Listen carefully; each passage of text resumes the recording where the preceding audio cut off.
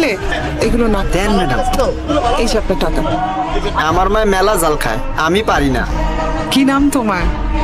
হৃদয়। বাসায় কে কে আছে? মা আর ছোট বোন।